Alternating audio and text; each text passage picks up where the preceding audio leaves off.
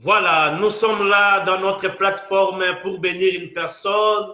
Nous sommes là pour soutenir quelqu'un et nous avons décidé de prier et de parler de la part de Dieu dans ces plateformes. Aujourd'hui, vous le voyez, je suis passé un habitué, un prophète de Dieu, le patriarche du sacerdoce, le révérend prophète Emmanuel Lumbu qui est avec nous. Bonsoir, révérend. Bonsoir, Isaac Bofunga, homme de Dieu, bonsoir. Bonsoir, merci pour la disponibilité. Tes émissions, ça bouge le pays, ça fait du bien, il y a beaucoup d'échos. Voilà pourquoi tu es toujours le bienvenu chez nous. Que Dieu vous bénisse. Merci aussi à vous. Votre émission aussi nous édifie beaucoup avec tout ce qui passe, nous édifie vraiment abondamment. Merci mon prophète. Aujourd'hui, nous avons un thème très capital, l'impact du sang dans le spirituel. L'impact du sang dans le spirituel. Révérend, comment définissez-vous le sang en général par rapport à la spiritualité? Merci beaucoup. La définition des sangs elle est tellement vaste. Le sang, en fait, c'est les liquides qui circulent dans le corps. C'est ces liquides-là, mais c'est liquide dans lequel il y a plusieurs données. Et il y a les identités, il y a beaucoup de choses dans le sang. En fait, si je dois expliquer le sang, c'est ce liquide-là qui circule dans le corps, c'est le liquide-là qui incarne la vie, c'est le liquide-là qui donne la vie, c'est le liquide-là qui est le sang. C'est ce qui circule dans nos corps. Merci beaucoup. Mais c'est quoi l'impact du sang dans la spiritualité? Ça joue quel rôle? Dans la spiritualité, nous devons noter qu'il y a plusieurs symbolismes, il y a plusieurs observations à faire et plusieurs lectures à faire sur les choses. Par là du sang, ici, nous allons avoir plusieurs paramètres. On va prendre les paramètres selon le sang normal, selon la science, et les sang selon les spirituels dans les négatifs et dans les positifs. Et le sang par rapport au sang de Christ, parce que nous sommes des biblistes. Je voudrais d'abord parler du sang par rapport au spirituel, le symbolisme du sang. La première des choses, là où on voit le sang représente toujours la vie. Le sang représente la vie, le sang représente le sacrifice, et le sang représente le rachat, le sang représente l'alliance. Et le sang a plusieurs représentations. Avec le sang, on peut faire un échange. Avec le sang, il y a la vie. C'est pour le spirituel. Le sang, c'est beaucoup de choses. Le sang peut représenter tout un homme. Le sang peut représenter tout un outil de change. Et le sang représente beaucoup de choses dans le spirituel global. Et nous aussi, dans le cadre du christianisme, le sang est d'une importance capitale. Parce que le sang est le mystère de l'identité. Il y a l'identité dans le sang. Et la Bible nous dit que l'âme vit dans le sang. Or, l'âme, c'est l'âme qui vit dans le sang. C'est là qu'il y a le désir, c'est là où il y a les sentiments qui est dans la chair et dans le sang. Donc, il y a plusieurs paramètres, c'est ce que nous allons évoquer tout à l'heure concernant le sang.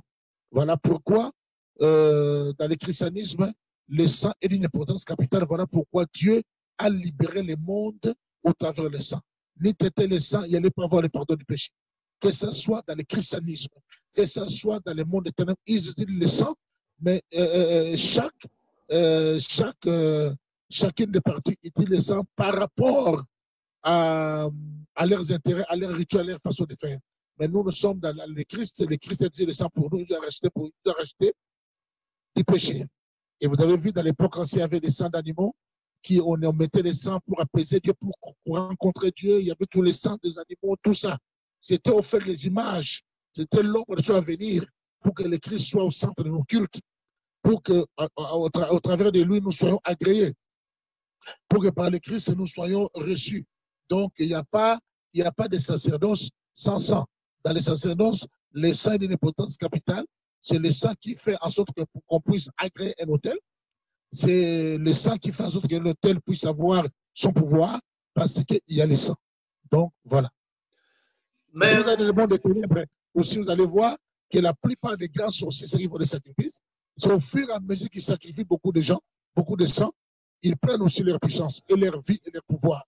Même les gens du monde des ténèbres, ils préfèrent sacrifier plusieurs vies par plusieurs moyens. Ils ont besoin de beaucoup de sang. Ils ont besoin de cette énergie qui est dans les sangs-là. Et ils veulent en faire. Je parle du sacerdoce de ténèbres, des sacerdoces de la magie, de l'occultisme. Ils peuvent porter par des catastrophes, par beaucoup de choses. Parce que l'expression que le sang coulé veut dire qu'il y a eu perte de vie. Quand on parle que le sang coulé, ça veut dire la perte de vie. Il y a une vie qui a été perdue pour que cette vie puisse servir à quelque chose. Dans des familles, dans la sorcellerie, ce n'est pas aussi comme ça. On sacrifie quelqu'un et on fait avec quelque chose. Voilà pour répondre. Merci, mon prophète, merci. Mais je voulais revenir par rapport au sacerdoce. Est-ce que nous aurons besoin du sang dans les sacerdoces aussi longtemps que les rituels, les cérémonies dans les sacerdoces peuvent faire quelque chose? Non, aujourd'hui, on n'a pas besoin du sang dans le sens que peut-être on veut faire quelque chose, on prend du sang pour dire que, écoutez, sacrifions, c'est là. Non. Le Christ a fait ça pour nous. C'est le Christ qui s'est sacrifié pour nous. Attention, dans les sacerdoces, il faut rester spirituel. Le Christ lui-même a représenté son sang par la Sainte Seine. Il a dit, voici ce pain et voici ce vin. Le pain qui est le symbole de ma chair et le vin qui est le symbole de mon sang. Il a dit, prenez, celui qui ne boira pas mon sang et ne mangera pas ma chair, ne sera pas digne de moi. Mais celui qui boira mon sang et mangera ma chair, je vivrai en lui et il vivra en moi. Et je le ressusciterai même au dernier jour. Et le Christ était en train de parler. Lorsqu'il parlait de ces choses, c'est l'une des choses qui a voulu perturber l'Église à ce moment-là. Parce que les gens se disaient, mais c'est quel genre de pratique? Nous retournons dans les pratiques de la magie ou quoi? Il dit qu'on doit manger son sang et manger sa chair. C'est pour dire qu'on devait l'appartenir. Parce que son alliance était l'alliance du sang, on devait rentrer en lui. Et quand il a donné la Sainte Seine, il a dit ceci. Il a dit, faites ceci en mémoire de moi.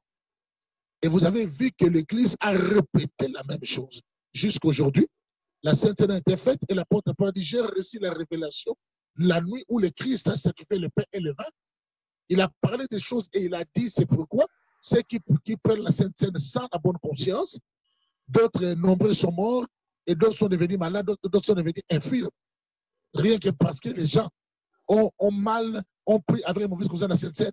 Et la Bible dit qu'il peut même outrager, qu'il peut même parler mal contre le sang de l'Alliance, le sang qui nous a libérés. Tu vois, dans les sangs, il y a beaucoup de choses. Dans les sangs, il y a même la victoire. Ils l'ont vaincu à cause du sang de l'agneau. Mais c'est ça là qui nous a donné la victoire. C'est ça doit être aspergé. L'aspersion des sangs. C'est ça doit être bu quelque part. On doit boire ce sang. C'est ça nous là. Il y a plusieurs paramètres dans le sang. C'est pourquoi il va falloir rester ouvert et être bibliste dans la manière de faire la lecture du sang parce que ça donne plusieurs courants. Oui, nous revenons par rapport au courant, mon prophète. Il y a des gens qui ne croient pas à l'aspersion, à l'évocation du sang, à la prière du sang pendant les cultes.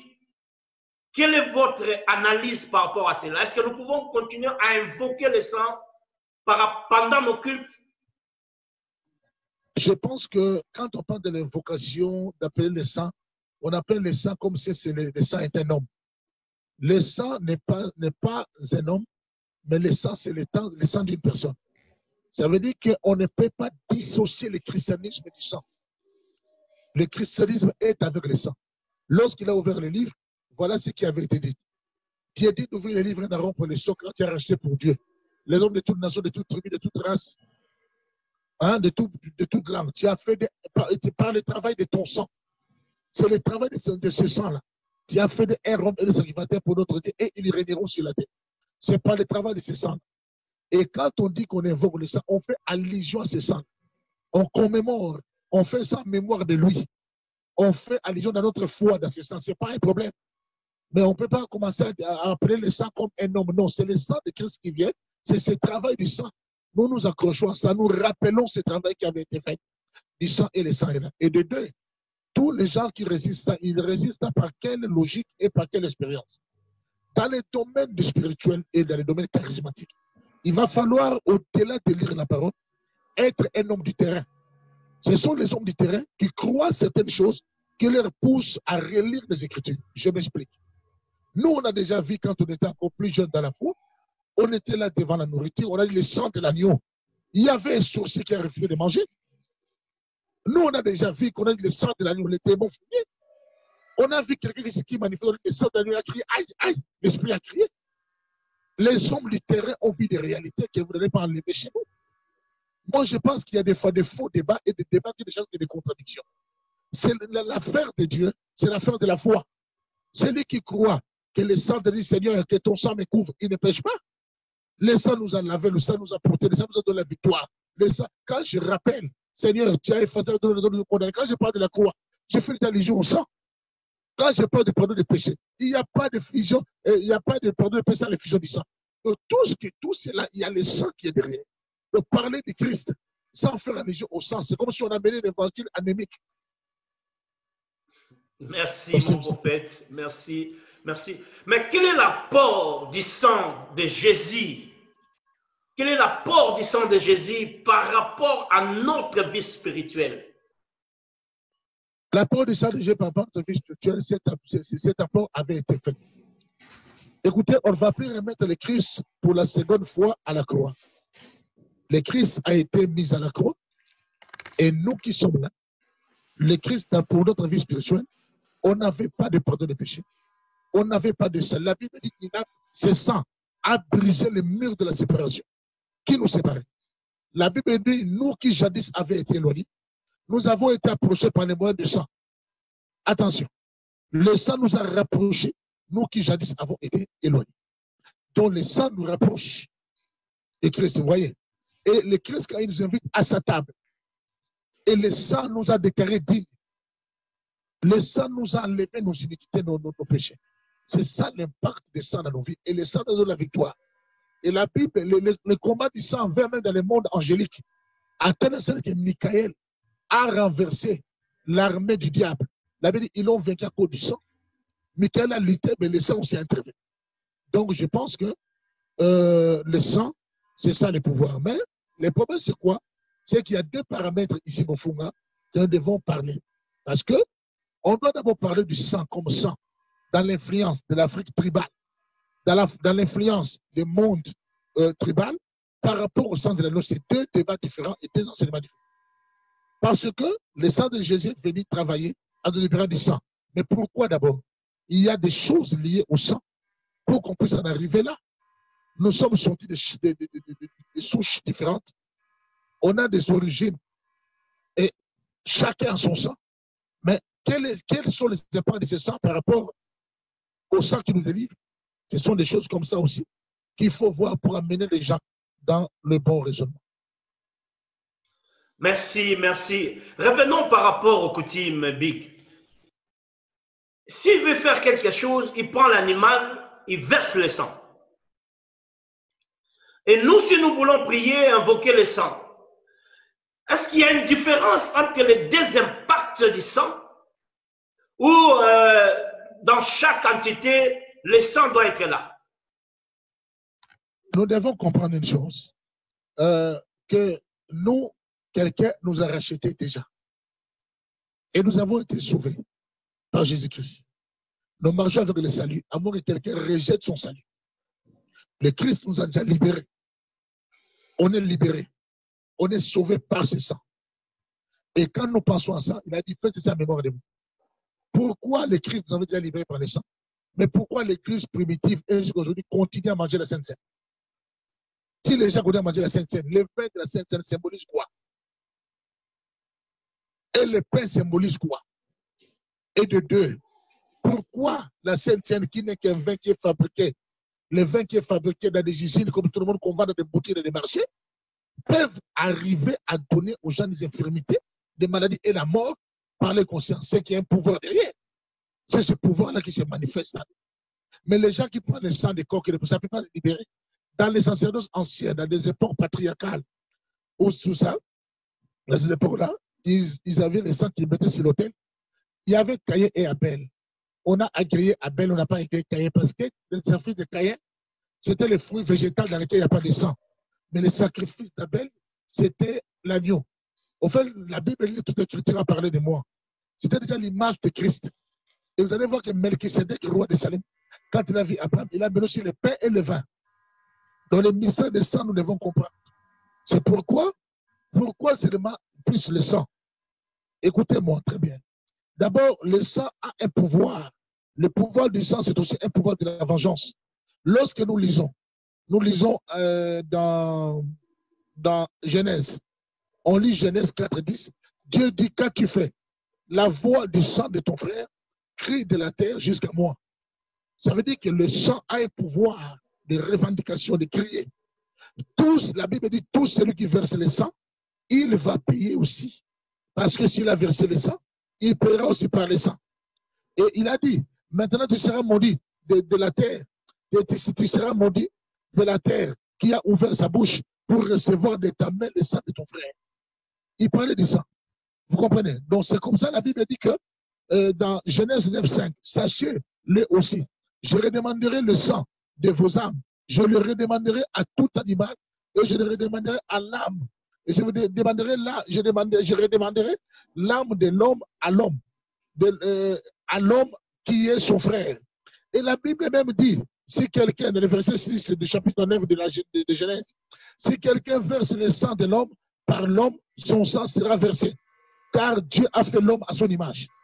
Il y a des principes qui marchent avec le sang. C'est pourquoi tous ceux qui versent le sang finissent toujours pour avoir des problèmes. Pour preuve, tu vas lire dans Psaume 51:14. David, qu'est-ce qu'il a fait? L'homme sur le cœur de Dieu. Il a prié en disant, Seigneur, pardonne-moi du sang versé. David a dit ça. Pardonne-moi du sang versé.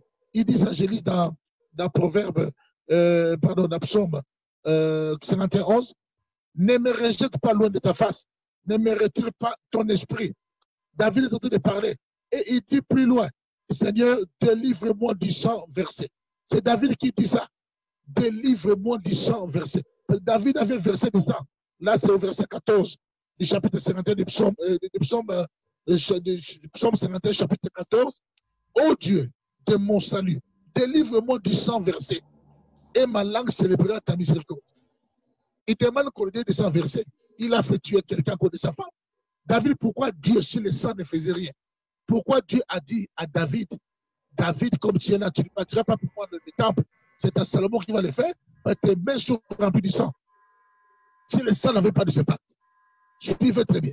Le sang a un pouvoir, le pouvoir de réclamation, le pouvoir de la vengeance, et le sang crie. Il a dit que le sang de la voix, le sang de ton frère crie vengeance. Et le sang ne crie pas seulement, le sang aussi parle. Parce qu'il y a deux sangs de deux martyrs. Et le premier martyr, c'était qui? Le premier martyr qui est rentré sur la terre, c'était Abel. Et Jésus-Christ est venu aussi comme le grand martyr pour sauver l'humanité. Abel, son sang criait vengeance, mais le sang de Christ, lorsque le Christ est allé, le Christ a dit, Père, pardon, les ne savent pas ce qu'ils font. Il y a deux sangs ici. Le sang d'Abel a crié vengeance, le sang de Christ a parlé. C'est pourquoi on dit que le sang de Christ parle mieux que le sang d'Abel. Vous comprenez? Parce que le sang d'Abel a crié vengeance, le sang de Christ a crié pardon. Et tout dans les mystères du sang. Dans le sang, il y a l'identité. L'identité dans le sang. Au fond, comme tu es là, quand on prend ton sang, on va comprendre si tu es le fils de qui. Et la science rentre à ça. À partir de ton sang, on peut connaître ton âge. On peut connaître ton état de santé. On peut connaître, savoir si tu es homme ou une femme. À partir de ton sang, on peut connaître, à partir du sang d'une femme, on peut comprendre si elle est enceinte ou bien si elle n'est pas enceinte. Donc, dans le sang, il y a des informations.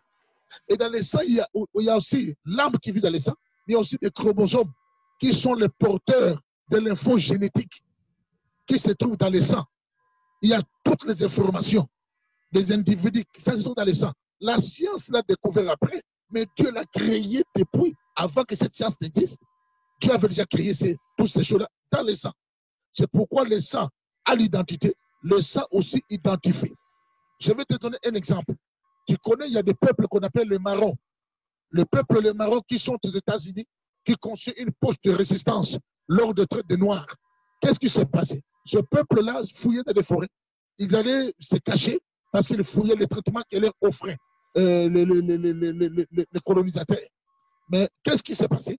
Ce peuple-là, ils ont vécu des siècles et des siècles là-bas, depuis la traite des Noirs aux États-Unis. Quand ils font les rituels jusqu'à aujourd'hui, ce peuple-là, d'autres parlent à Yoruba. On a amené même les Nigériens. Ils sont partis là-bas. Ils voient les peuples-là rentrer en transe. Ils parlent en Yoruba. Et on leur pose la question, après avoir sorti de la transe, est-ce que vous connaissez les Yoruba? Ils disent qu'on ne connaît pas les Yoruba, on parle anglais. Mais comment est-ce que ce peuple rentrait en transe et parlait en Yoruba?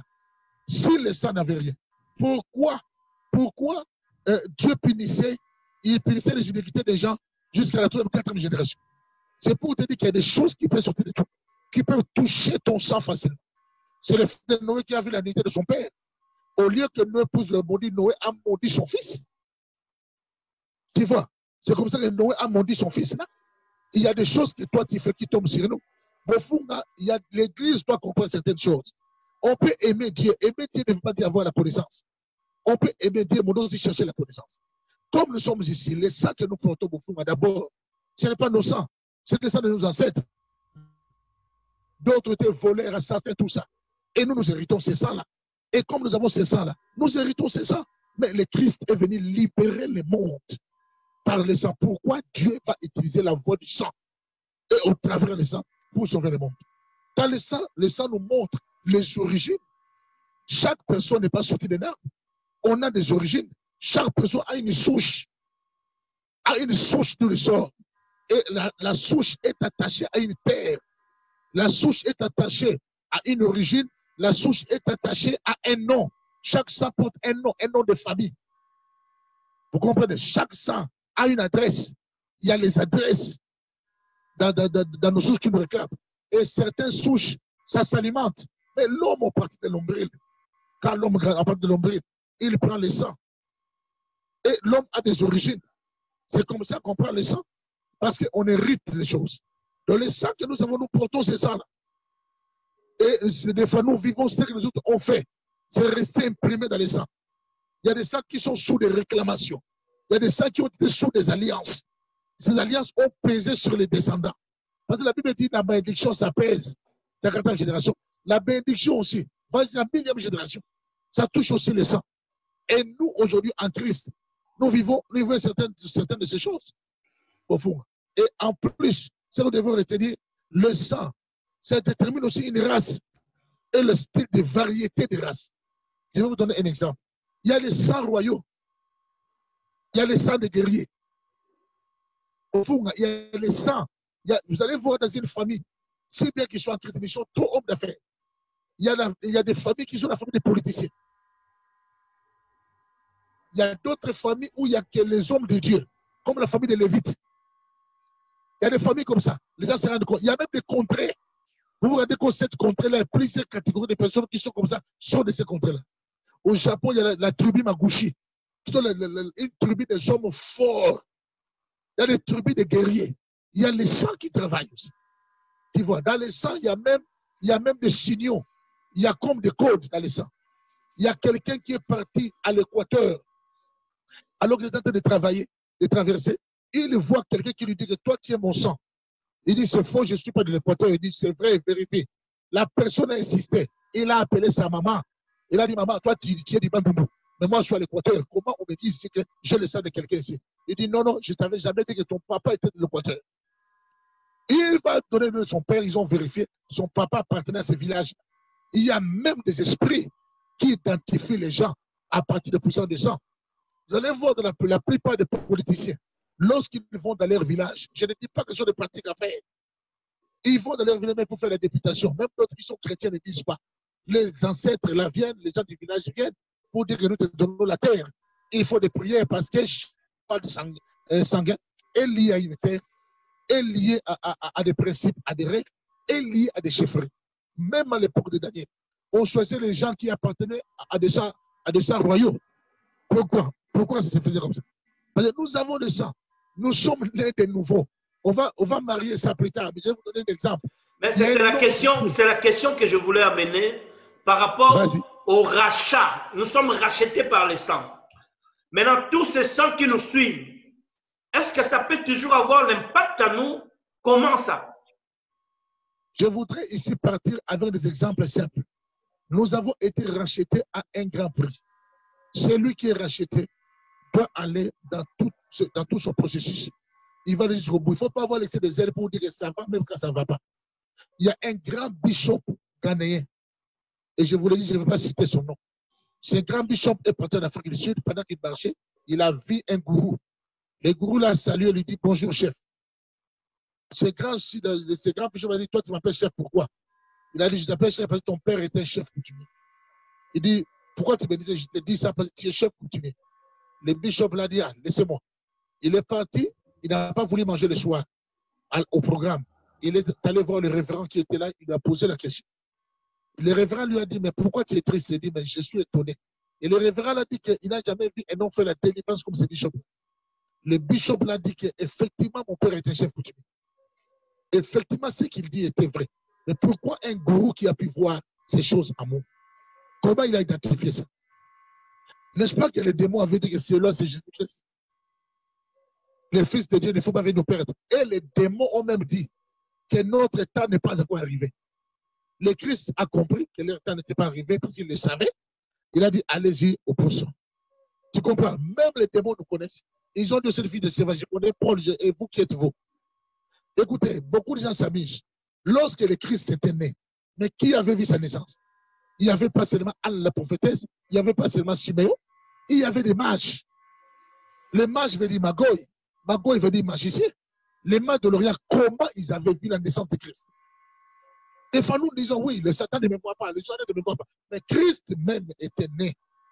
Les mages ont vu, nous avons suivi son étoile. Je vous pose cette question. Et cette étoile était au vu de tous. Si tout le monde avait vu l'étoile, si moi et toi on apprend qu'il y a une étoile au coin, on ira de juste voir. Mais pourquoi 3 personnes seulement suivaient l'étoile? Et pour prouver que ce n'est pas tout le monde qui voit cette étoile, Hérode a posé la question de savoir combien de temps son étoile a pu durer. Parce que Hérode ne voyait pas ça. Tu comprends? C'est pourquoi j'ai dit ceci.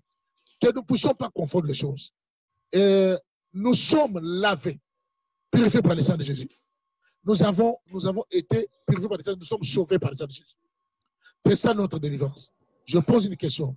Bofouga, comme toi tu es là, si on prend ton sang, on va au laboratoire, ça ne sera pas le sang de ton père. Oui. Et si ton père était païen, ça ne sera pas le sang de ton père. Oui. Tu comprends? Je voudrais que nous puissions être sérieux. Le sang de Jésus nous a ouvert le chemin, nous a lavé.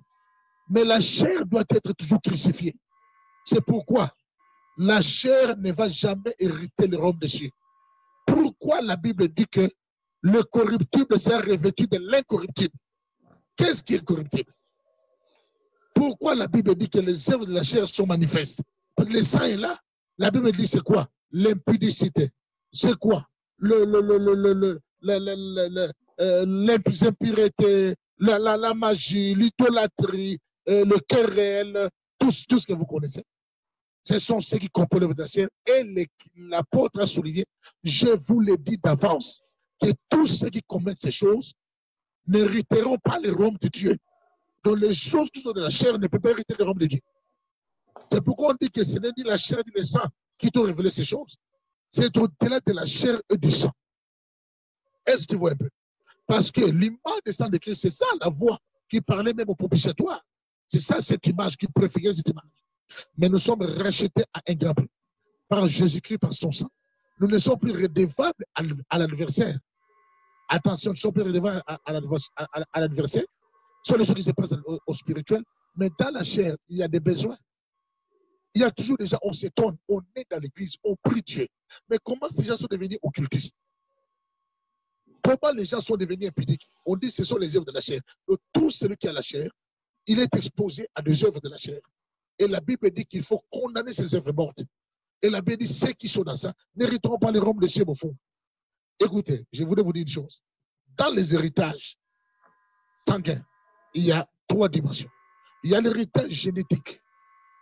L'héritage génétique, c'est ce que quelqu'un reçoit. Tu reçois le phénotype de ton père, donc l'image génétique, tout ça, le caractère, les yeux, tout ça. Tu reçois ce qui est de ton père. Sa carrure, tout ça. hein, il y a aussi l'héritage matériel. L'héritage matériel, quelqu'un ne peut pas accéder au trône dans les pouvoirs s'il n'est pas de la famille là. Ton nom sera dans la liste des gens qui doivent hériter des maisons d'une personne si tu es son fils et tu as son sang. C'est le sang qui conditionne. C'est pas aujourd'hui, il y a beaucoup de gens qui revendiquent ça. Et trois, le spirituel. Le spirituel, il y a même des héritages du spirituel. Je vous donne un exemple qui passe par les sangs, comme la sorcellerie. Il y a des tribus où le papa donne la sorcellerie aux enfants mâles, la maman aux enfants femelles. Il y a d'autres tribus, même la maman peut donner à l'enfant. Ça passe aussi par les sangs. Je ne dis pas la sorcellerie, pas seulement par les sangs comme ça, parce qu'aujourd'hui, même la sorcellerie de voleurs, quelqu'un peut être un voisin, peut donner aussi. Et puis, quel rapport établissez-vous entre l'héritage et les sangs? L'héritage et les sangs. L'héritage, c'est tout ce qu'on reçoit par succession. Ce n'est pas par la faute, on t'a fait hériter ça. Je parle de mauvais héritage. Les mauvais héritages, ça existe. Je vais donner un exemple. Dans l'héritage génétique, tout ce qui est hérité de ton père n'est pas faux. Il y a des gens, je connais un pasteur, il a écrit un livre, un homme a lu ce livre, il a dit, toi, tu es le fils de tel. Ça ne se voit pas, ton père écrivait comme toi. C'est un héritage. Il reste de son père. On arrive devant l'intelligence de nos papas. On arrive des fois leur carrière, leur manière de faire. Il y a des gens qui héritent. Vous allez voir un politicien, il hérite le carré de son père. Ça existe. Ça existe. Et là, je parle aussi d'héritage spirituel, mais au travers le lien du sang, comme la sorcellerie. Papa était féticheur, l'enfant féticheur. Des fois même, l'enfant n'a pas vécu avec son père. Mais vous vous rendez compte, après, on vous dit que cet enfant-là est féticheur comme son papa. Et ton papa aussi était comme ça. Il y a des gens qui ont hérité les dons des footballeurs. Il y a des gens qui ont hérité les dons du journalisme. George Bush, le papa de Bush, était président. Le fils aussi était président. Il y a des choses qui se passent aussi comme ça. Ce sont des principes des héritages. Et dans les héritages, il y a des héritages positifs et des héritages négatifs. Des bons héritages et des mauvais héritages. Tu vois, vous allez partir même les déportés de l'Haïti, qui ont été déportés en Haïti. Ils faisaient le culte de vaudou. Mais dans le culte de vaudou, il y a les Kingunza dedans. Les Kingunza, quand vous avez Kingunza, ça vient du Congo. Quand on parle de Ngunza, les gens qui font les Mbikuti, c'est ça qui donnent aussi certaines prophéties là. Les Kingunza qui est dans les vaudous, c'est venu aussi du Congo, c'est au travers de la déportation. Toutes les choses aussi qui se passent dans les sangs. C'est pourquoi je te dis que la vraie délivrance doit toucher les sangs. On va arriver, avant que je n'atterrisse, comment procéder par ces grandes demandes du sang. Ça peut se faire aussi pour briser ça parce que l'homme s'attache au faisceau. Et je vais vous dire une chose. Retenez maintenant très bien ce que je vous dis. Je vais maintenant dans le spirituel pour te dire le pouvoir que l'homme qui gère l'homme. Dans la plupart des cas, ça se manifeste quand l'homme rentre dans des comas. Lorsque quelqu'un rentre dans des comas et qu'il revient dans la vie, ou soit si quelqu'un meurt et qu'il revient dans la vie, il va vous raconter souvent des fois 3 versions. Souvent. Première version, il va dire, j'étais quelque part, j'ai vu quelqu'un en blanc qui m'a dit, où tu vas? Retourne. Dès que je retournais, je me suis réveillé. Je crois que tu as déjà entendu parler de ça. Oui. Et il y a un autre dira, je vis vraiment le Seigneur, toujours dans cet angle. Mais par contre, l'autre aussi peut voir une autorité spirituelle. Je donne l'exemple. Quelqu'un dit qu'il a vu un homme de Dieu qui lui a dit retourne. Je me souviens, je vous dis ici, ma petite soeur était morte dans un hôpital. Il a vu qu'elle partait. Il dit que papa, il m'appelle papa. Je t'ai vu, tu m'as dit retourne. Tu m'as dit retourne. J'ai retourné comme ça, je suis résisté. C'est comme ça que ma petite soeur a dit. Et j'ai vu beaucoup de gens qui ont témoigné aussi avoir vu des choses spirituelles. Troisième chose, il y a des gens qui voient les gens de leur famille qui sont déjà décédés. Suivez bien. Vous allez voir qu'il dit que j'ai vu un oncle ou quelqu'un qui récemment de ma famille qui nous dit, ici c'est pas chez vous, retourne. Je retourne. Pourquoi? Parce que les sorciers aussi, lorsqu'ils veulent manger quelqu'un, s'ils ne sont pas d'accord dans leur monde avec leurs ishims, leurs esprits là, des fois ils contestent. Attention avec le problème de sang. Il y a aussi un pouvoir. Maintenant, dans ces 3 pouvoirs, il faut se déconnecter de certains pouvoirs pour que le conscient ne vienne pas, pour rester dans le pouvoir de Christ, dans le spirituel. Maintenant, comment faire? C'est ça le démarche que nous allons parler plus tard dans cette affaire. Mais ce sont des choses vraies. Pourquoi? L'Église des fois refute des choses, mais ces choses, les gens les voient. Beaucoup de pasteurs même vivent des phénomènes compliqués, vivent des phénomènes mystérieux. Ils voient des fois des morts, et ainsi de suite. Mais à cause du fait que certaines de nos doctrines nous empêchent de les dire, ils meurent avec, ils s'étouffent avec. Ce sont des choses qu'ils ont vues. Moi, je crois que beaucoup de pasteurs. Est-ce qu'on peut vaincre les sangs par les sangs? Mais c'est ça même l'affaire. Le sang par le sang. Qu'est-ce que veut dire sang précieux? C'est le sang précieux.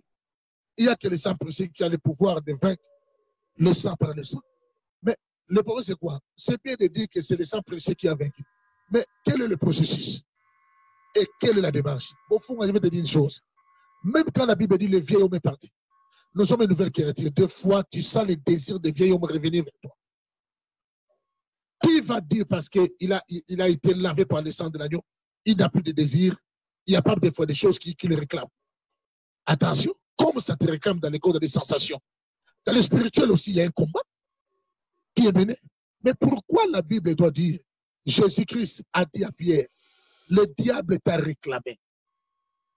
Pendant toute la nuit, mais j'ai beaucoup prié pour toi, pour que ta foi ne défaille pas. Il faut savoir la foi. Il y a des réclamations. Tu vois, il y a des réclamations. J'ai croisé un jeune serviteur qui me dit, papa, à chaque fois que je dors la nuit, je vois toujours qu'on est en train de me juger par les anciens de ma famille. Et chaque fois qu'ils me jugent, ils veulent me donner quelque chose. C'est quelqu'un qu'ils avaient pointé pour remettre le pouvoir. Sans la loi de leur sang. Comme lui, la foule est en Christ, il y a des combats là, mais ce sont des combats à vaincre. Tu comprends? Il y a d'autres qui sont là. Il dit que, papa, je vois toute la nuit. On vient me réclamer pour me donner des habits. Il y a des gens même qu'on a initiés dans des rêves. Écoutez, la plupart des pasteurs qui ne sont pas des hommes du terrain, ils parlent des choses parce qu'ils ne sont pas trop dans le spirituel. Mais les gens qui expérimentent ces choses voient autre chose. Des fois, c'est ce qui fait qu'on n'arrive pas à donner certaines bonnes réponses à ceux qui en ont besoin. Et ça nous plonge, ça crée une confusion. Des fois, nos fidèles commencent à aller chercher des réponses ailleurs. Mais toi, tu dis, là, ça n'existe pas. Mais lui vit ça. Tu vois, Boufoum, lui vit ça. Mais Foumou, est-ce que l'expérience... Vas-y. Est-ce que l'expérience peut être une façon par laquelle nous pouvons enseigner, expliquer aux gens pour comprendre la réalité spirituelle? Mais l'expérience n'est pas exclue. Même dans la foi, on doit ajouter la vertu. On doit ajouter beaucoup de choses. L'expérience n'est pas exclue, Bofunga. Je vais te donner un exemple. Si les gens vont me contredire. Bofunga, si tu examines bien la plupart des pasteurs que tu connais, quand tu vois un pasteur charismatique, trop fort, pose-lui la question. Tu vas voir que parmi ses ancêtres, il y avait soit des chefs coutumiers, il y avait des rois, il y avait soit des marabouts, il y avait des hommes spirituels en bien ou en mal. Mais Dieu a récupéré son esprit. Mais pourquoi son esprit, les esprits des gens comme ça, sont prédisposés à rentrer facilement dans le spirituel? Tu comprends? Ça, c'est à ma qualité d'homme de terrain. J'ai remarqué ces choses. Bon, faut tu verras que tu auras un enfant qui sera comme toi. Il y a des fois, il y a des gens qui disent que peut-être l'autre dit, mon papa faisait comme ça, mais il n'était pas chrétien. Mais lui, il est né de nouveau. Mais pourquoi il vit ça? Tu vois? Parce qu'il y a des réclamations. Il faut savoir le vaincre. On a prié pour une famille. La femme a à peine 30 ans. Mais l'esprit qui sortait d'elle dit que je suis rentré dans la vie de cette fille il y a de cela 50 ans. Allez-y comprendre quelque chose. Ça veut dire que la fille, l'esprit l'a fait l'alliance avec les parents. Que l'enfant, la fille qui naîtra, ça faisait plusieurs années. Je rentrerai là-dedans. Il y a quelqu'un qui me dit, papa, nous recevons des gens qui viennent nous voir. Il dit, papa, il y a un esprit qui s'est attaché à moi pendant au moins des années, 10 ans. L'esprit là me dit, mais on t'a déjà livré à moi. Mais pourquoi? Pourquoi tu ne veux pas venir? Pourquoi tu ne veux pas te laisser? Moi, il dit, qu'est-ce que vous allez dire qu'est-ce que vous allez dire à ces gens qui ne croient pas? Parce qu'il y a un vague de pasteurs qui dit que l'expérience n'est pas la Bible. Qu'est-ce que vous allez dire à ces gens? L'expérience n'est pas la Bible, mais il y a des expériences bibliques. Parce que la Bible nous donne un travail à faire. Et en faisant un travail, nous avons de l'expérience qu'on a créée par ce travail. Pour preuve, la Bible dit, l'apôtre Paul dit, ici ce n'est pas le Seigneur, mais c'est moi. Oui ou non, l'apôtre Paul a dit ça? Oui. Il a dit ça par rapport à quoi? Si l'expérience n'y était pour rien. Paul dit que ici ce n'est pas le Seigneur, mais ici c'est moi. Même lorsque la Bible disait que non, autorise aux gens de ne pas manger la viande étouffée, tout ça. Il ne disait pas ça parce que c'était la loi. Mais ces gens sortaient fraîchement. Ils faisaient fraîchement du judaïsme. Il ne voulait pas les choquer. C'est pour qu'il allégeait les choses. Et pourquoi même le Christ lui-même?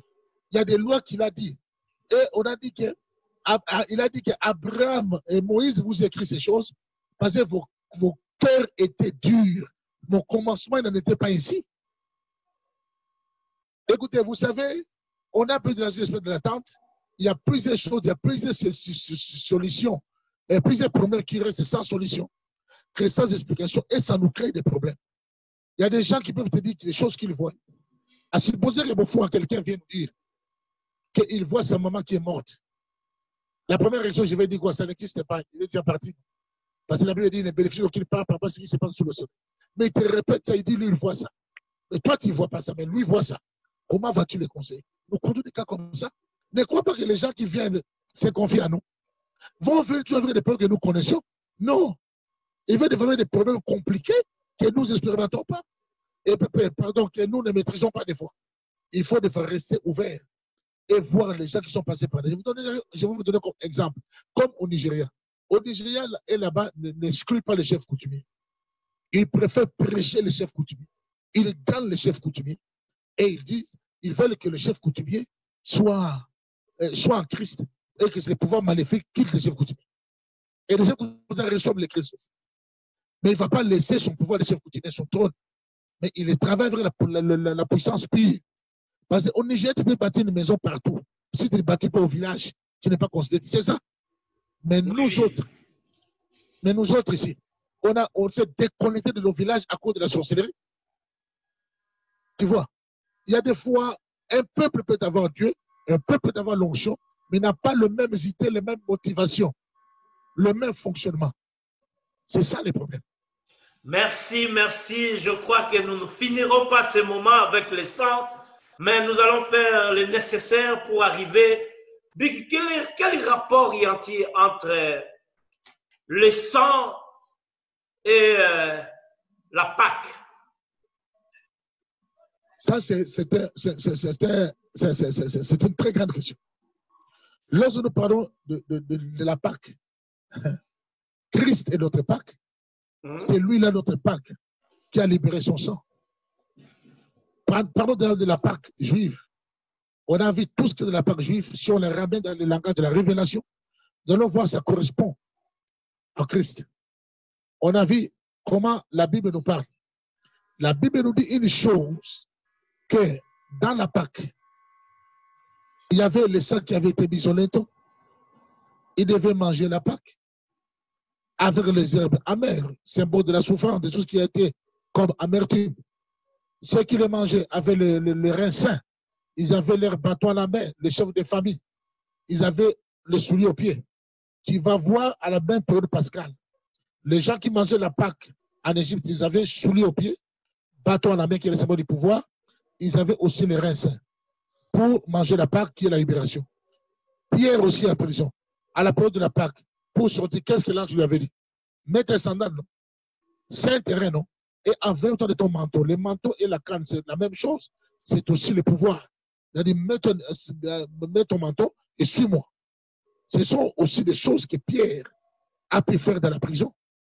Et c'est comme ça, une chose pour laquelle tu n'as pas réussi la révélation, il ne faut pas trop critiquer. Ça paraît trop enfantin. Il faut plus discuter. Tu vois.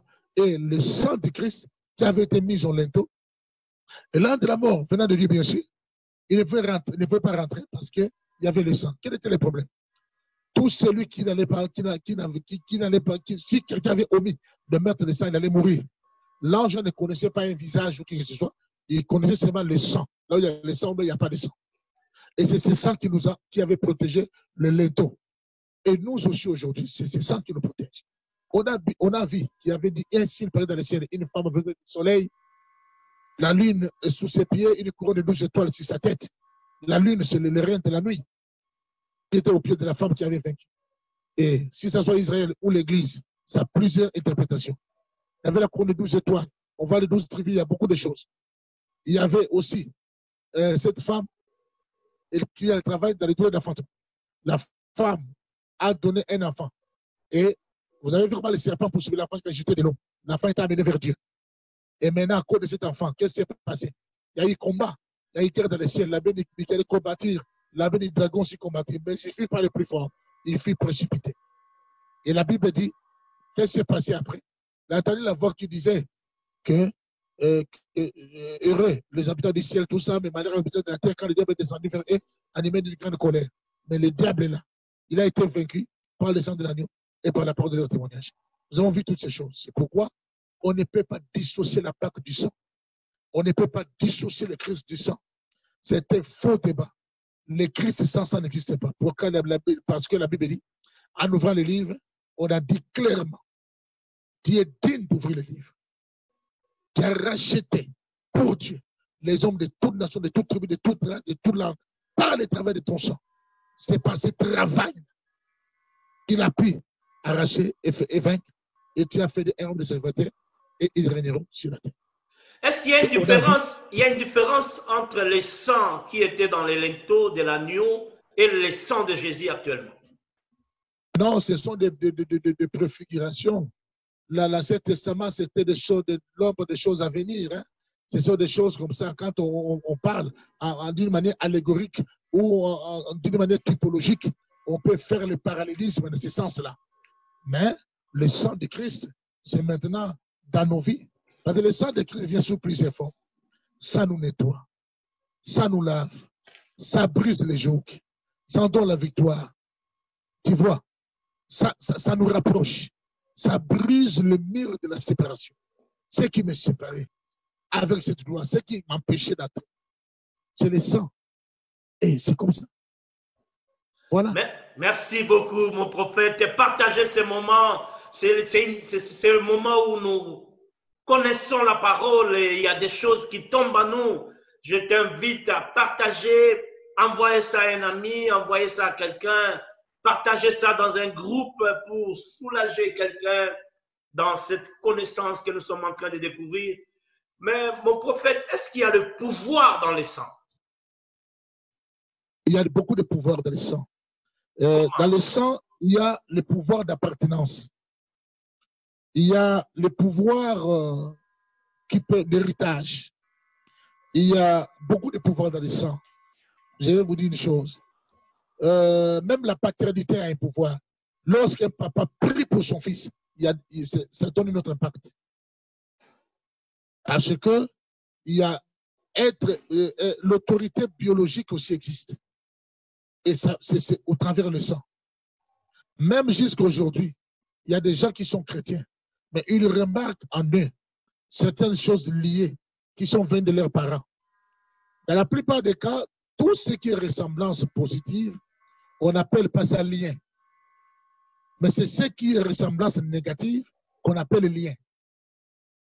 Si quelqu'un, ton papa, avait un défaut dans l'œil, quand il y a ça, on dit qu'il a ces liens-là d'être bordu.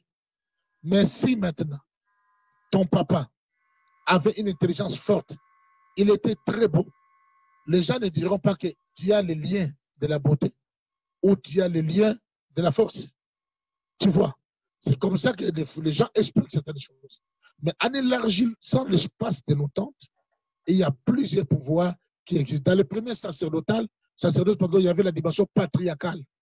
Et tu as vu même à l'époque d'Abraham comment il était avec ses enfants. Tu as vu l'époque de Jacob, comment il a béni ses enfants. C'est la bénédiction de Jacob. Il a béni, l'autre là, il avait bien parlé de Ruben. On a vu à l'époque de Job, parce que Job aussi a vécu à l'époque patriarcale, comment Job faisait bâtir nos étoiles pour les enfants, ses enfants, pour que s'ils ont commis le péché qu'ils devaient porter, c'était leur père. On a vu le Dieu de cette paternité. Et jusqu'à aujourd'hui, on a vu certaines personnes, ils ont travaillé dans les ministères, père et fils, et aussi, il y a des grands succès. D'autres ont échoué, mais d'autres ont eu des grands succès aussi. On ne veut pas dire que ces phénomènes, on ne les trouve plus aujourd'hui. On en trouve aussi. Dieu peut appeler les pères, il peut appeler aussi les fils, mais ce n'est pas d'une manière forcée. Ça peut arriver aussi. C'est pourquoi il ne faut pas dire que ça ne peut plus arriver. Il ne faut pas dire aussi non plus que ça doit seulement arriver. Mais il faut rester ouvert à l'esprit, parce que Dieu peut permettre que ça vienne aussi. Il y a des choses qui existent. Bon, tu peux avoir des dons. Ces dons peuvent descendre sur ton fils. On a vu des hommes de Dieu. Quand vous allez en Europe, aux États-Unis, il y a des hommes de Dieu, vous qui voyez là-bas, je crois que vous parlez d'Eddie Long, des gens comme ça. D'autres sont des héritiers, non? Ils ont reçu le ministère et le salut à partir de leurs parents. Il y a des familles comme ça. Il y a des familles, tout le monde est en Christ, tout le monde travaille, et il y a des choses comme ça. Donc, c'est pourquoi nous devons comprendre ces choses. Mais par rapport au sang, c'est ça que je voulais vous dire. Merci, merci, mon prophète. Le temps vraiment nous est imparti, mais nous croyons que nous allons finir cela. Rentrons dans la délivrance, mon prophète. Pourquoi toute délivrance qui est liée par rapport au sang et au lien de ça a toujours été très difficile? Qu'est-ce qui se cache derrière toutes ces choses? Non seulement la délivrance, même la maladie qui est dans le sang, c'est souvent des maladies incurables. Des grandes maladies, des fois ça paraît incurable, des fois, ce sont des maladies compliquées. Vous allez voir d'abord par où le sang passe. Le sang passe aussi par des rapports sexuels. Et si vous ne savez pas, il y a eu aussi des problèmes dans le sang, des conditions de consanguinité, que Dieu n'a pas voulu les incestes. Derrière chaque interdiction, il y a des forces. Mais quand tu parles, les délivrants du sang, la plupart des délivrants du sang sont des délivrants de pactes. Et il y a les pouvoirs d'appartenance. C'est pourquoi vous allez voir que dans le sang, comme je vous ai dit, il y a un nom, il y a une adresse. C'est pourquoi on parlait de maison paternelle. On parle de maison paternelle depuis la Bible. Et aujourd'hui aussi, il y a des maisons paternelles. Quelqu'un est lié à son village par le lien de l'ombril. Aujourd'hui, je n'enseigne pas sur l'ombril. Je le dirai l'autre jour. Mais c'est au travers de ces liens de l'ombril où la personne est concernée. La personne est sortie d'une famille. Malgré tout ça, si Dieu a choisi cet homme, Dieu le sortira de là. Le papa de Gédéon était le prophète de Baal, non? Il était le prêtre de Baal. Et Dieu avait choisi Gédéon. Et c'est par Dieu, c'est par Gédéon que l'autel de Baal avait été renversé lorsque Dieu l'avait utilisé. Mais Gédéon néanmoins avait vécu aussi le retour. Dans la plupart des cas, le cas du sang, ce sont des pactes. Ce sont des alliances. Et lorsqu'on brise une alliance, il faut carrément qu'une autre alliance puisse en place. Et pourquoi les gens disent que j'ai quitté l'alliance de ma famille, je suis dans l'alliance de Dieu, mais je ne vois pas clair. Mais pourquoi tu ne vois pas clair? Parce que tu n'es pas sérieux peut-être dans le deal des alliances. Chaque alliance a des règles, des principes et des lois. Je donne un exemple simple. Quand les gens disent qu'il n'y a pas la loi, quand tu t'es marié avec une femme, quelle est la première loi? L'amour, la fidélité, la soumission. Nous sommes plus à l'époque de la loi. Mais les lois là sont des lois qu'on trouve dans les mariages. Et une femme ne va pas dire que je suis plus sur la loi, je dois sortir avec n'importe qui. Ça, c'est dire la sorcellerie. Il y a beaucoup de gens qui ont trop de confusion dans leur manière de faire la lecture des choses. Tu comprends? C'est pourquoi je dis que dans les choses de Dieu, il y a des alliances. Il y a d'autres pactes qui sont des pactes que la personne a acceptés elle-même. Il doit passer par le renoncement. Tu vois? Et par les annulations. Et c'est pourquoi le malheur, c'est quoi? C'est lorsqu'on veut traiter tous les cas de la même manière. Les gens qui viennent nous voir n'ont pas les mêmes problèmes. Et ils ne sont pas bloqués par les mêmes forces. Ils ne sont pas bloqués par les mêmes instruments. Jésus-Christ n'a pas pris les disciples dans les mêmes endroits. Chaque personne a son problème. Il faut qu'on puisse apprendre à régler les problèmes de quelqu'un ou de chacun par rapport à son cas. Il y a des gens qui ne sont pas suivis par plusieurs esprits. Il y a des gens qui... Il y a des fois, ça va vite. Il y a des fois, même vous êtes en train d'encadrer quelqu'un dans son travail pour l'aider à se libérer. Et vous avez un problème avec sa conception. Des fois, même ils n'ont pas la foi. C'est pourquoi? Parce que là où il y a les sangs, c'est compliqué, c'est toute une vie. Il y a des sacrifices. Maintenant, je vous donne un exemple. Il y a des lois qui restent dans le chef de certaines personnes. Je vais vous dire une chose. Là, je voudrais que les gens m'écoutent très bien. Ici au Congo, je vous donne 2 tribus. Je prendrai les Kasaï, je prendrai aussi la tribu de Lokele. Dans la plupart des cas, on dit que les Lokele ne meurent pas dans l'eau. Pourquoi les Lokele ne meurent pas dans l'eau? Même s'ils tombent dans l'eau, ils sont dans l'eau. C'est rare de trouver un Lokele mourir dans l'eau. Ça, je crois que tous les Congolais le savent. Et les Libizas? Ouais, on dit qu'ils ne meurent pas dans l'eau. Ouais. Mais si vous suivez pourquoi, il n'y a pas de choses comme ça sans qu'il puisse avoir une histoire derrière. Il y a une histoire. Leurs ancêtres ont fait les alliances avec les esprits des eaux. Ce sont les dieux des alliances.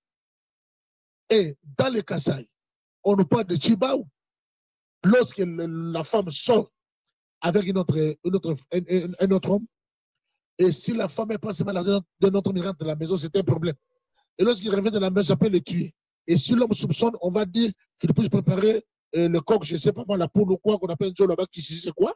Quand il va préparer ça, et si la femme est coupable, la femme va mourir.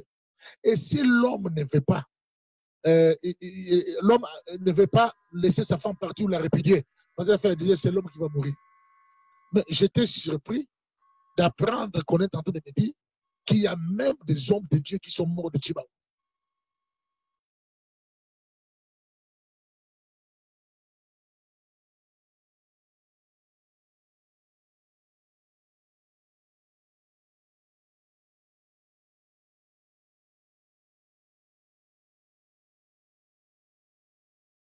Maintenant, moi et toi, nous sommes dans l'observation, nous sommes sur le terrain.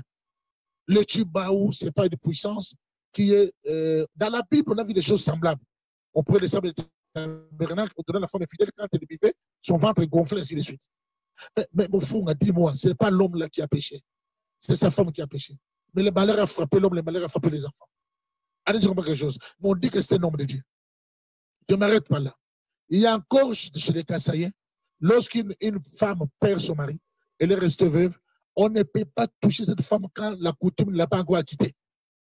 Et pendant ce temps où la femme reste dans cet état, l'homme qui va toucher cette femme, comme pour dire, coucher avec la femme, va attraper une maladie, son ventre va gonfler, va mourir.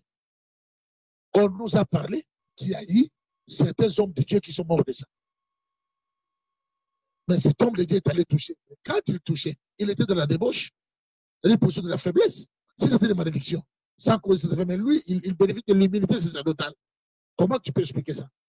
C'est pourquoi tout ce que nous croisons sur le terrain élargira l'espoir de nos temps, nous donne une manière de réfléchir. Je vous dis une chose. Lorsqu'il y avait des disputes à propos de la distribution de la nourriture à l'église primitive, qu'est-ce que les apôtres avaient dit? Partant de cette situation, choisissez parmi vous cette personne pour que nous puissions rester dans la parole, qui sera rempli de cet esprit et de qui aura des bons témoignages pour faire ce travail. Donc ça veut dire qu'au fur et à mesure que l'Église grandit, nous trouvons des problèmes, et des problèmes, et des problèmes. Il y a des situations spirituelles qui paraissent bizarres. Tu vois, il y a même des hommes de Dieu, si le malheur leur arrive, quand ils touchent au fait étranger, le malheur arrive. Toi, tu vas auprès d'un homme d'État. Dieu t'envoie comme Daniel là-bas. Au lieu que cet homme d'État reçoive de toi les instructions pour qu'il vienne à Dieu, cet homme d'État t'enrôle dans des francs-maçonneries, t'enrôle dans des sciences occultes. Et après, le lendemain, ça te crée un problème. Tu vas dire que c'est Dieu qui t'a créé des problèmes parce qu'en faisant ça, tu n'étais plus en Christ. Qu'est-ce que veut dire être en Christ? Et puis, tu vas pas des problèmes. Les justes en Christ, mais en faisant ça, tu n'étais pas en Christ. Mais comment le Chibaou va prendre quelqu'un qui est homme de Dieu, qui prêche la parole, comment ça va les toucher? Tu vois, partant de tout ça, il y a des alliances, il y a des combats, il y a beaucoup. Je vous ai dit, la Bible même dit, parlant de 2 témoins, les 2 témoins vont massacrer à leur temps. Mais la bête qui va monter la Bible va tuer les 2 témoins. Tu vois, il y a la cruauté de la bête, la cruauté des esprits qui ont même tué des pasteurs. Vous n'avez jamais appris qu'il y a eu des pasteurs assassinés. Vous n'avez jamais dit qu'il y a des pasteurs empoisonnés. Mais il y a 2 sorcelleries. La sorcellerie passe la nuit, la sorcellerie du jour. Il y a des gens qui ont peur de la sorcellerie. Pendant les jours, ils empoisonnent, ils tuent, ils diffusent les gens. C'est une sorcellerie. Ce n'est pas seulement celui qui vient de l'ombre. Dans l'un ou dans l'autre sens, il peut toujours avoir du malheur. Voilà pourquoi il faut savoir comment se tenir en étant prudent, simple comme la colombe et prudent comme le serpent. Merci, mon prophète. Voilà, aidez-nous dans ces deux questions d'être bref parce qu'on a 1h04 déjà et vous allez prier pour nous après ces moments. Je prends deux questions. Comment vaincre tous ces mauvais héritages liés par rapport au sang, par rapport au pacte, par rapport aux alliances? Les gens qui se retrouvent dans ces situations, qu'est-ce qu'ils doivent faire? Deuxième question, quels sont les droits que nous retrouvons dans le sang? Et après, vous allez prier pour nous. Quels sont les droits oui, que nous pouvons retrouver dans le sang? Ok. Est-ce qu'il y a des sangs, il y a des droits que nous pouvons retirer dans le sang de chacun de nous par rapport à ce que nous sommes? Je commence d'abord à répondre à la deuxième question. Je vais terminer par la première. Merci. Si vous permettez. Oui. Ok. Le droit qui est dans le sang, il y a plusieurs sortes de droits. Vous allez voir les gens qui font le marché satanique. Dans le marché satanique, il y a la vente, il y a aussi les achats. Il y a les gens qui vendent, il y a les gens qui achètent. Il y a aussi ceux qui font l'échange, qu'on appelle troc. Comme dans le monde des ténèbres, il n'y a pas de receleurs, même des vendeurs, des voleurs, ils vendent. Le marché satanique, c'est comme ça. Or, dans le marché, là aussi, c'est retour. Le vendeur achète avec les droits et l'acheteur achète pour trois raisons. Je vais vous présenter les trois droits qui font que les vendeurs vendent quelqu'un. On vend quelqu'un par le droit sanguin. Il dit, c'est mon fils, c'est mon neveu, c'est ma nièce. Je le vends. Le lien de nom aussi.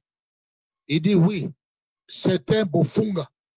Il est d'affaire Bofunga, c'est notre nom qui est reconnu dans leur lignée mystique. Il peut te vendre. Et aussi, il vient te vendre en utilisant quel droit? C'est le droit d'hébergement.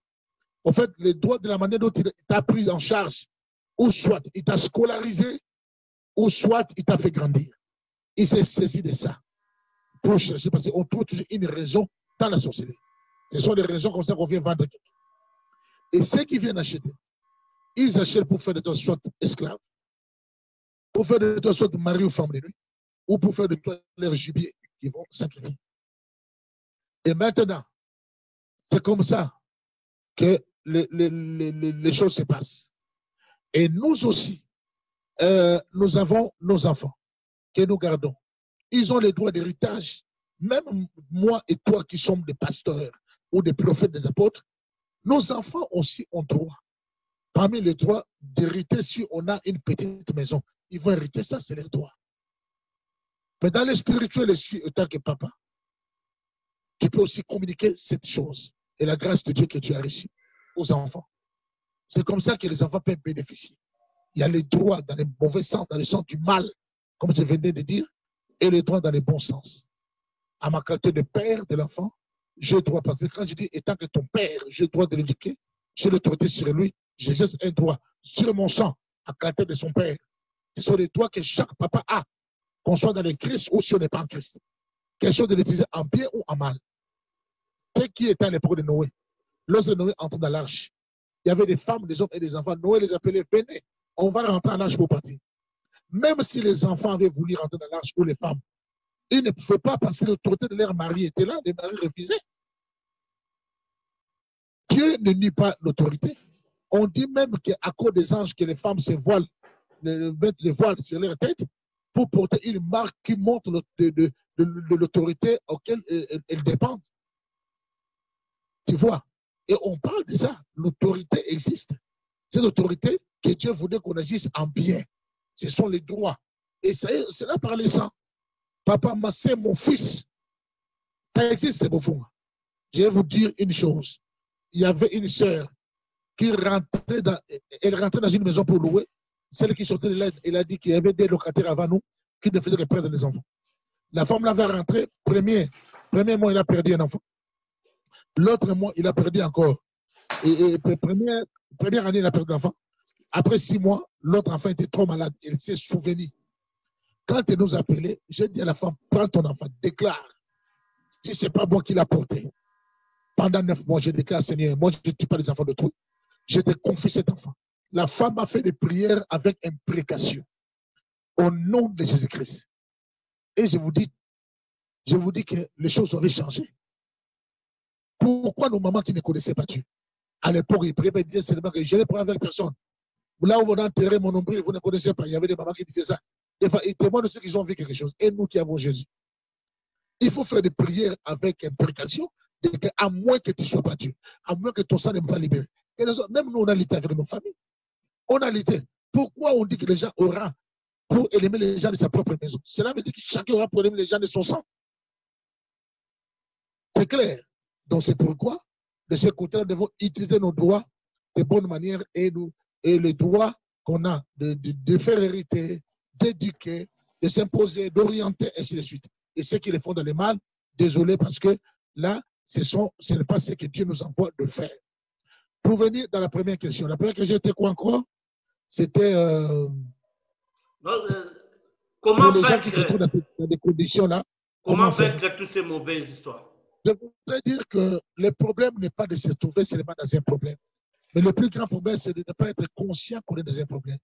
Et de deux, c'est de ne pas avoir l'humilité et la simplicité de faire un pas. Parce que tu es le mieux placé de bien comprendre ce qui t'arrive et ce que tu vis. C'est toi qui vis le rêve. Au fond, on est libéré par le sang de Jésus, non, au fond. On est libéré par le sang de la grâce. Mais comment est-ce que des fois, toi, tu vis la nécessité de ton père? Au fond, comment est-ce que toi, tu es diabétique comme ton père? Mais pourtant, tu es libéré par le sang de Jésus, non? Mais pourquoi on retrouve ça? Et on te retrouve en toi le même maladie qu'avait un père. Tu vas aller trop loin. Il y a même des gens qui sont des serviteurs de Dieu, le même défaut qu'ils ont dans les corps. Ils ont donné naissance aux enfants qui en ont. Pour dire que le problème de ça, il faut bien le prêcher. Il faut bien l'enseigner. Ne soyez pas sentimentaliste.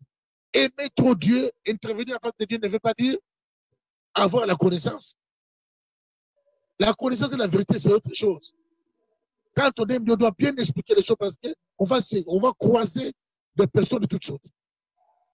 Et maintenant, ceux qui sont dans ça doivent savoir une chose. Nous devons savoir que l'œuvre de la croix de Golgotha est une œuvre vraie et meilleure.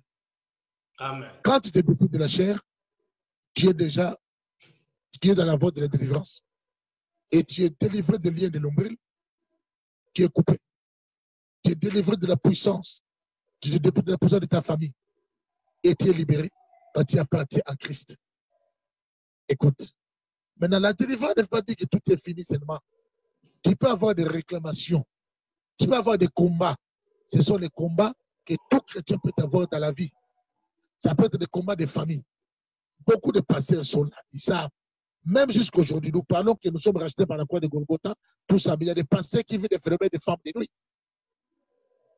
Un jour, si tu veux, on va en parler. Moi, on a fait un travail. On a eu plus de 100 et quelques pasteurs qui vivent le phénomène de femmes de nuit. Jusqu'à présent. D'autres font des pollutions. Passez-moi les termes. Ils le font la nuit. On ne joue pas avec cette matière. Quand on a besoin de la délivrance, il faut qu'on soit délivré au fond. Il faut qu'on cherche la délivrance. Tu vois le problème. Il y a des choses qui sont dans nos familles, des maladies de famille. Tu sens que ça tombe sur toi. Et tu sens que les mêmes difficultés que tu as, tu les partages avec tes frères. Le même problème qu'il y a la grâce, c'est toi, tu as le même problème. Vous êtes stérile dans votre famille, vous êtes à 3. Tu étais païen, tu étais stérile comme tes sœurs. Tu deviens chrétien, tu es tout stérile. Comment faire? C'est ça. Au fond, il y a des choses. Quand je suis en train de dire, il faut briser. Il faut être délivré à fond.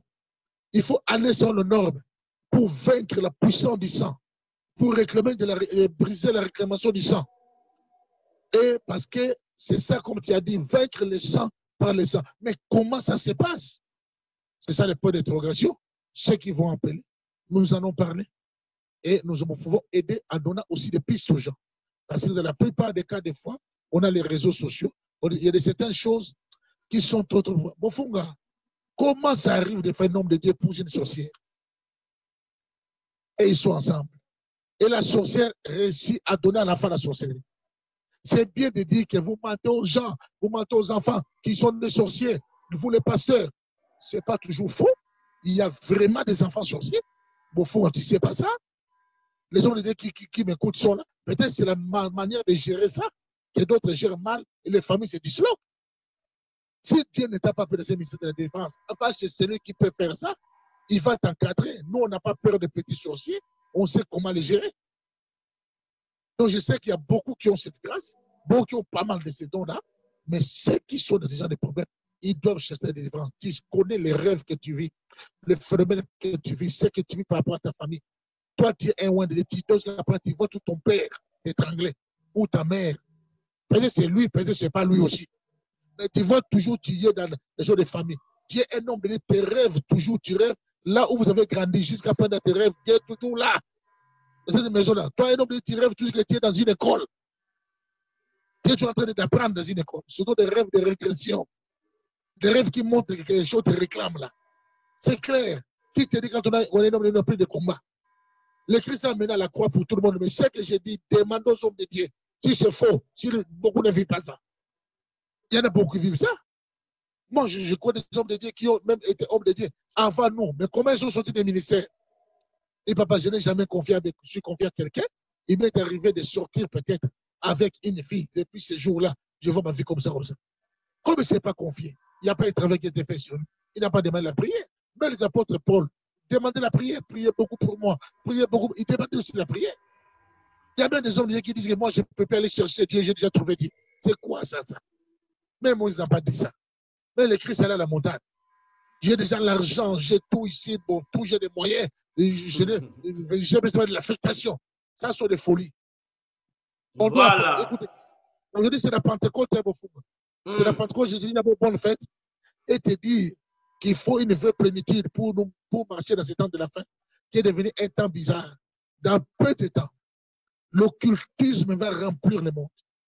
Les gens seront dans le mysticisme compliqué, et les gens n'auront pas de discernement, vont épouser tout. Nous avons un grand danger. Il faut vraiment que les choses soient recadrées. Pour ces hommes de Dieu, je les encourage de nous appeler ou bien.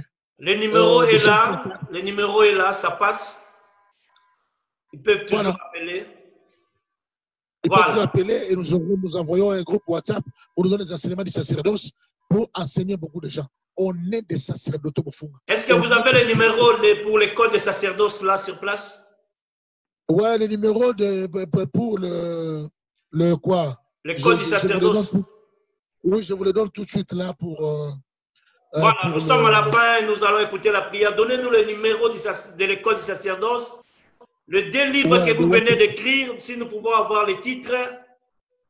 Et nous allons faire prochainement l'émission par rapport à ça. Le numéro de l'école du sacerdoce, d'abord, c'est 0 plus 243 97 58 75 858 75 827. Et pour les 2 livres qu'on fera prochainement, voici les 2 livres qu'a fait Big Prophet, qu'on a écrit par la grâce qu'il nous a faite. Ça, c'est en format de poche. C'est sur les codes spirituels. Les codes spirituels, oui. Voilà. Et le deuxième livre?